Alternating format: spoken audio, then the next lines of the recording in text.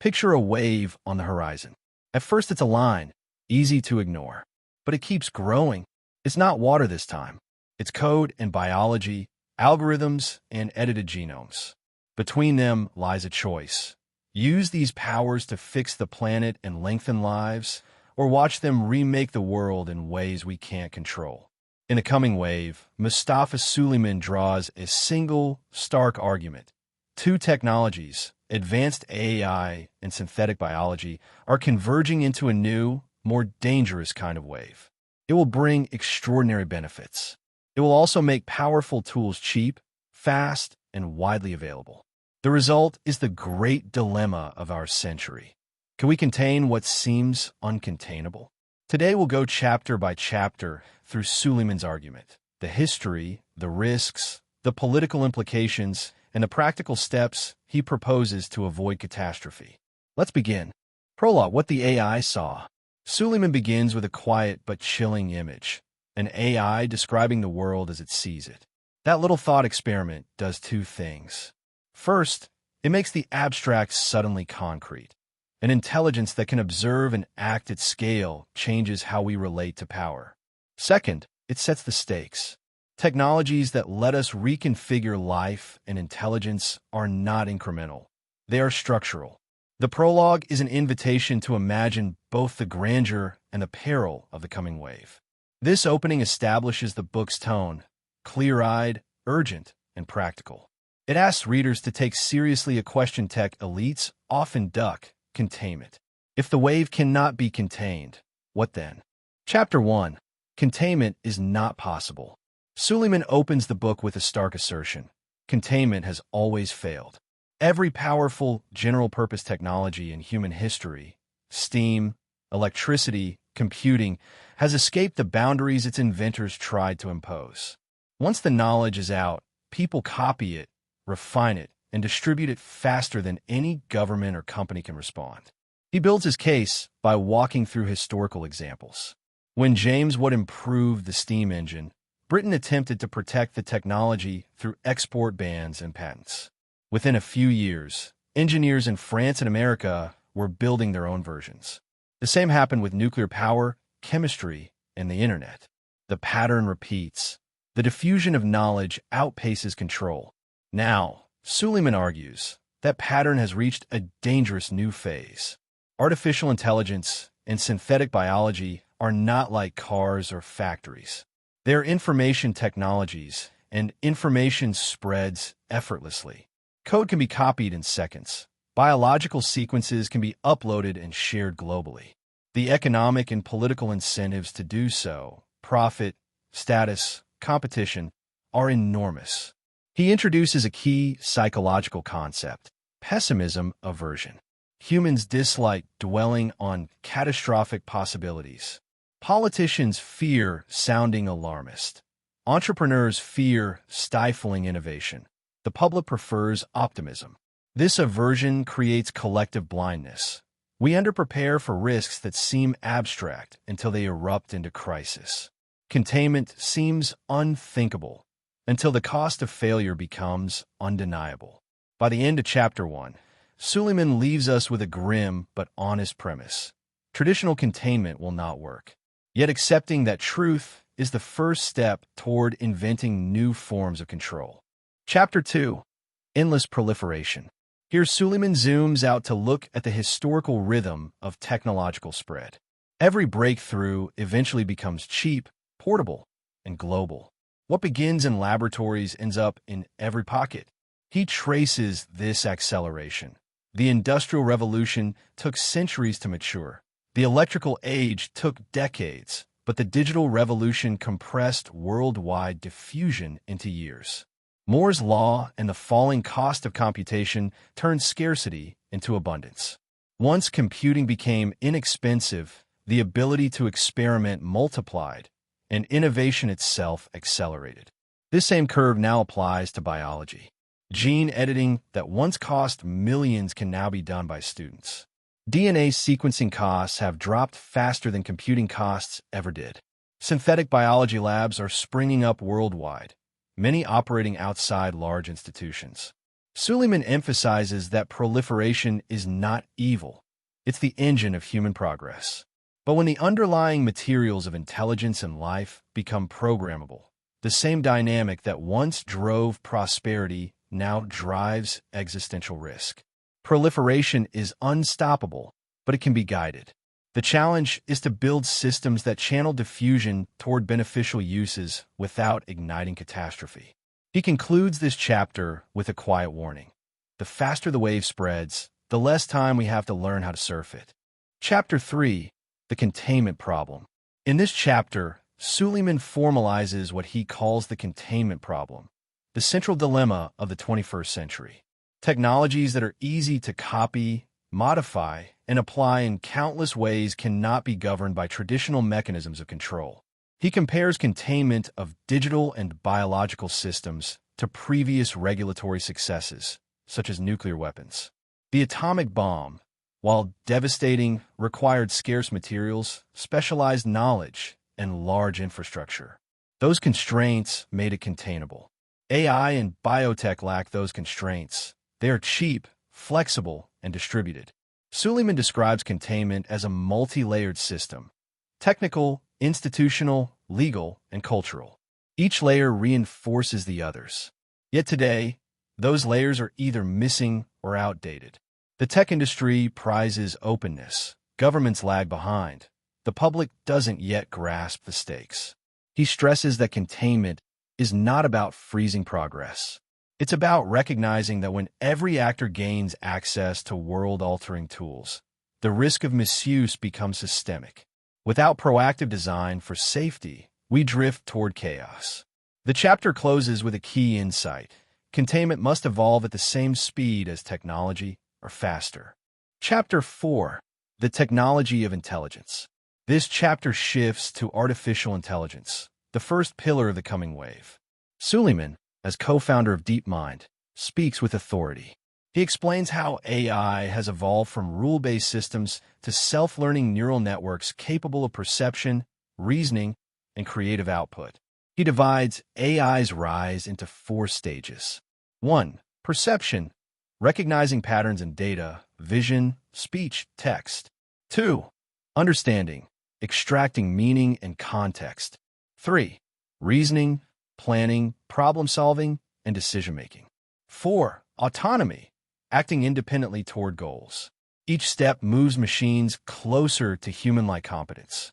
The implications are staggering. Automation not just of physical labor, but of thought. Algorithms can now write, design, diagnose, and even strategize.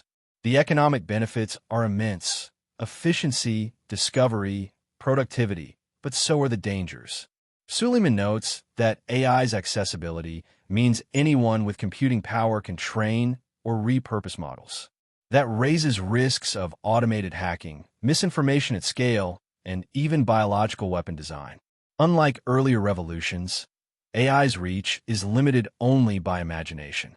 The chapter ends with a paradox. AI might be our best hope for managing global complexity, yet is also the force most likely to destabilize it. Chapter 5. The Technology of Life.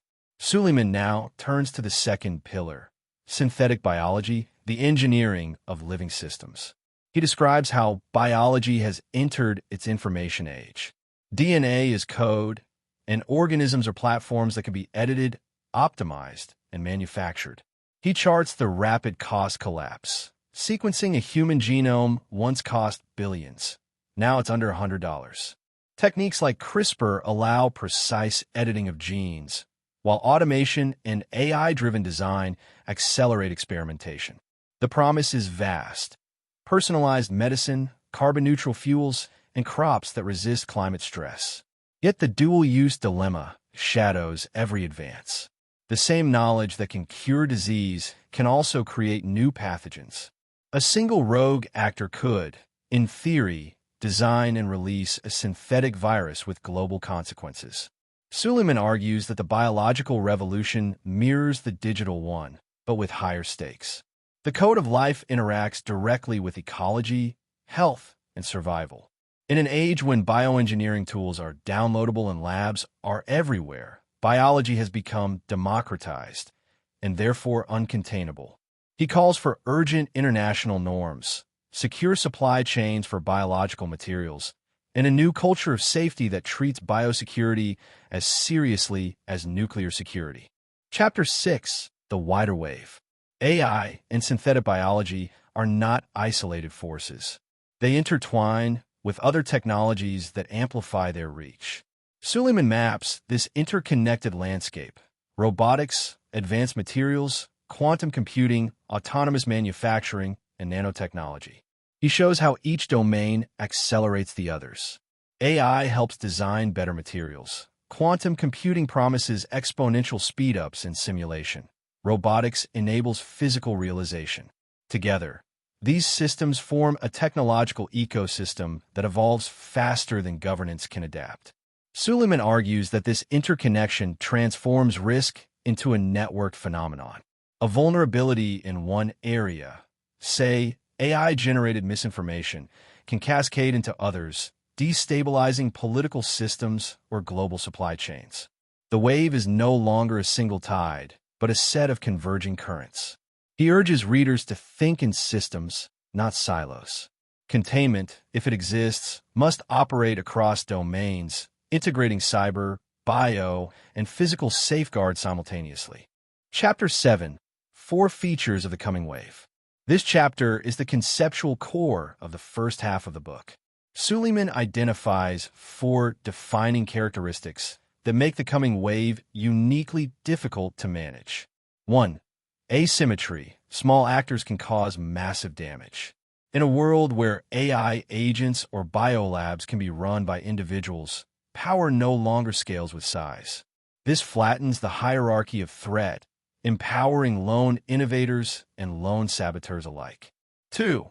Hyperevolution. Technological progress accelerates through feedback loops. Each discovery speeds the next, compressing decades of change into years. Governance, which operates on electoral or bureaucratic timescales, can't keep up. 3. Omni-use. Unlike weapons, these technologies are general purpose. The same AI model that writes poetry can plan a cyber attack. The same genetic tool that creates vaccines can synthesize toxins. Moral boundaries blur. 4. Autonomy. Systems are increasingly capable of acting without human oversight. As algorithms optimize toward goals, they may pursue paths humans neither anticipate nor approve. Autonomy multiplies both efficiency and risk. Suleyman explains how these 4 features interact. Asymmetry and autonomy amplify danger. Hyperevolution and omni-use magnify unpredictability. Together, they create a landscape where containment feels like holding back the tide with bare hands. The chapter concludes with a sobering insight. Understanding these features is not optional. It's the prerequisite for survival. Chapter 8, Unstoppable Incentives. In Chapter 8, Suleyman focuses on the underlying motors of technological acceleration, the incentives that make the coming wave unstoppable. Even as awareness of risk grows, nations, corporations, and individuals have powerful reasons to push forward. He begins with the most basic driver: competition. In the global race for dominance, no country wants to be left behind in AI or synthetic biology. The United States, China, and Europe are locked in a contest for technological supremacy. Each side tells itself that restraint would only ensure defeat. The logic mirrors the nuclear arms race of the 20th century, but this time the technology is cheaper, faster, and decentralized. The corporate world adds a second layer. Market capitalism rewards speed, innovation, and disruption. Companies that pause to reflect on safety or ethics risk being outcompete. For startups, venture capital amplifies the pressure. Investors demand growth, not caution. In academia, prestige and publication incentives push researchers to publish breakthroughs before peers. Even moral concerns about risks are often dismissed as obstacles to progress. Suleyman also explores the psychological and cultural incentives. Engineers feel a sense of mission. They see themselves as solving grand problems. Governments want to deliver prosperity and national pride. Each actor believes they are acting rationally, yet together they accelerate the same forces that threaten to outrun control. He concludes that these incentives are deeply structural, not just personal. Changing them requires redesigning systems of reward and recognition, an effort as ambitious as the technologies themselves. Until that happens, the race will continue, faster every year. Chapter 9. The Grand Bargain. In this chapter, Suleyman turns to the political heart of the problem. Human civilization has long operated under what he calls the Grand Bargain. Citizens grant power to the state in exchange for security and order. Governments provide infrastructure, justice, and stability. Individuals obey laws and pay taxes. This bargain underpins modern life, but the coming wave threatens to erode it. When individuals or small groups can wield immense power through autonomous AI systems or synthetic biology, the state's monopoly on force weakens. If a small lab can create a pandemic-level pathogen, or an AI developer can disrupt national security, what does sovereignty mean? Suleyman draws historical parallels to previous shifts in power. The invention of gunpowder, the printing press, and nuclear weapons, all moments when technology changed the balance between state and citizen. Each time, society eventually adapted, but at great cost. Now, adaptation may need to happen faster than ever. He also warns that states themselves will use the coming wave to expand control. Governments might adopt AI surveillance, predictive policing, or biomonitoring to maintain order. The paradox is sharp. To defend against powerful individuals, the state might become more authoritarian. Yet failure to act could mean chaos. The chapter closes with an unsettling question. Can democracy survive when power diffuses faster than accountability? Chapter 10. Fragility Amplifiers. Suleyman next examines how emerging technologies amplify existing systemic fragilities. The world, he argues, is already precarious, complex, interconnected, and full of feedback loops. The coming wave intensifies every weakness. He describes several domains of vulnerability. Digital fragility. As AI automates hacking and information warfare, the reliability of digital infrastructure comes under strain. Deepfakes erode trust in evidence, and AI-driven cyberattacks could overwhelm human defenders. Biological fragility. Global supply chains and urbanization make societies more vulnerable to biological threats. Synthetic biology could introduce new diseases that spread faster than we can contain them. Economic fragility. Automation could trigger mass unemployment and social unrest, while rapid productivity shifts destabilize markets. Entire professions could vanish in a few years. Political fragility. Misinformation and polarization deepen as algorithms learn to manipulate emotions at scale. Suleyman emphasizes that these are not isolated risks. They are interconnected amplifiers. A disruption in one domain can trigger failures across others, much like a domino effect. The coming wave will not create fragility from scratch. It will magnify what already exists. His conclusion is pragmatic. Resilience must become a global priority. The systems we depend on, health, energy, communication, must be redesigned to absorb shocks rather than collapse under them. Chapter 11. The Future of Nations. In this chapter, Suleyman explores how the coming wave could redraw the geopolitical map. As technologies distribute power more widely, traditional hierarchies of nations may fragment. Some states will centralize control to manage risk, while others may weaken as power seeps into the hands of corporations, networks, and individuals. He presents two potential futures. In the first, techno-authoritarianism. Nations respond to chaos by increasing surveillance, censorship, and data control. AI becomes the ultimate governance tool, monitoring citizens, predicting dissent, and enforcing compliance. This path may bring stability, but at the cost of freedom. In the second scenario, techno-feudalism. Power shifts to corporations and private actors. Megafirms controlling AI and biotech become more influential than governments, effectively running parallel societies. Nations become dependent on private infrastructure, clouds, labs, data pipelines that they no longer fully control. Suleyman suggests a third, still possible path: democratic resilience.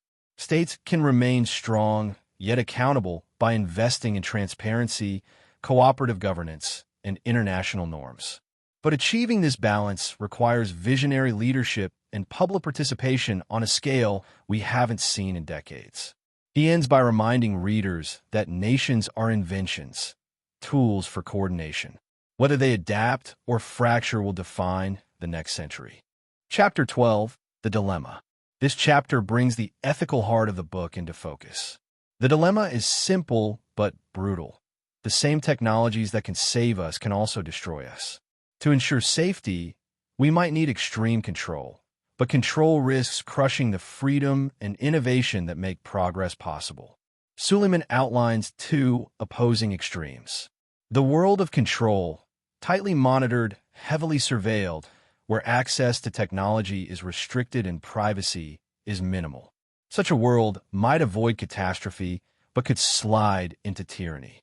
The world of freedom, open, creative, and innovative, but dangerously vulnerable to misuse, accidents, and bad actors.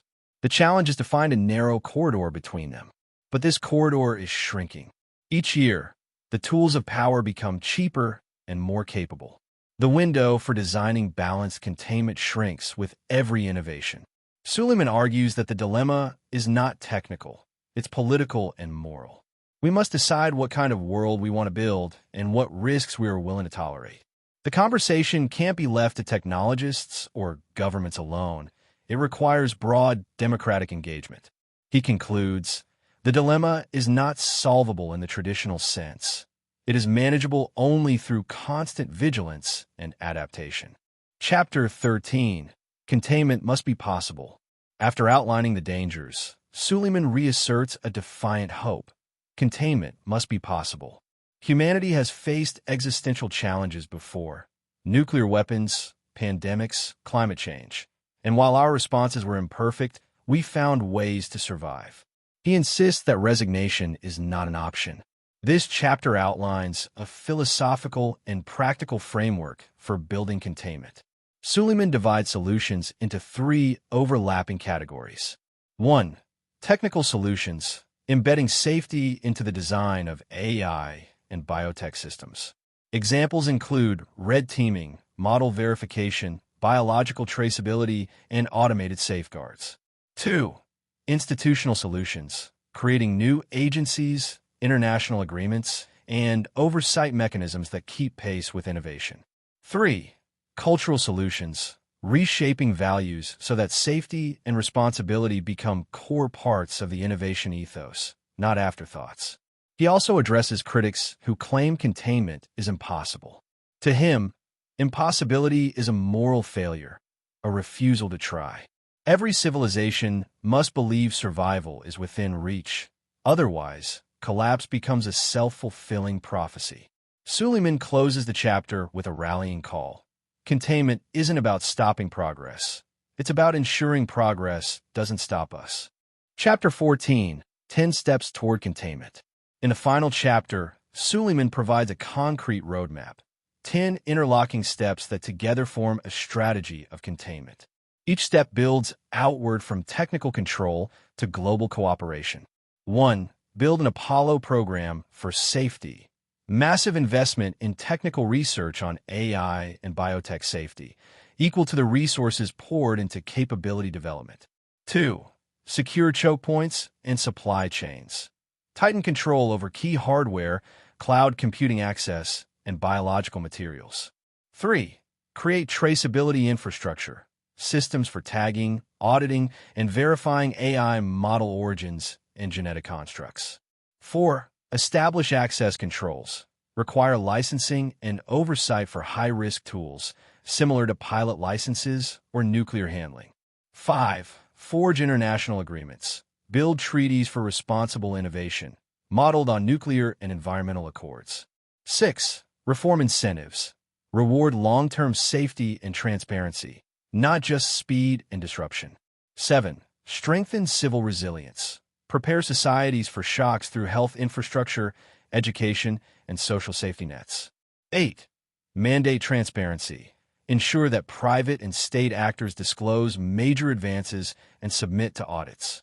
9. Invest in governance research. Study new institutional forms capable of adapting at the pace of technology. 10. Empower the public. Foster global literacy about emerging technologies, enabling citizens to participate in governance rather than remain passive spectators. Suleyman emphasizes that none of these steps alone will suffice. Containment is a systemic design problem. It requires coordination across borders, sectors, and ideologies. He argues that the same ingenuity that created the wave can be harnessed to build the barriers that guide it. The chapter ends with guarded optimism. The coming wave is already rising, but its shape is not fixed. Human intelligence and cooperation remain our most powerful tools. If we act wisely and collectively, the wave can become a force not of destruction, but renewal. Life after the Anthropocene. Suleyman closes with a mixture of urgency and possibility. The coming wave could be the best thing to happen to humanity, curing disease, ending scarcity, and expanding human flourishing. Or it could be the most catastrophic. The final message is not technophobic nor techno-utopian. It is political. Containment is a policy, engineering, and civic problem. It requires rethinking incentives, investing in safety with the same seriousness we invest in capability, and building institutions that are both strong and democratic. If you've taken anything away from this book, let be this: the wave is arriving. The question is whether we get swept away or whether we design the breakwaters.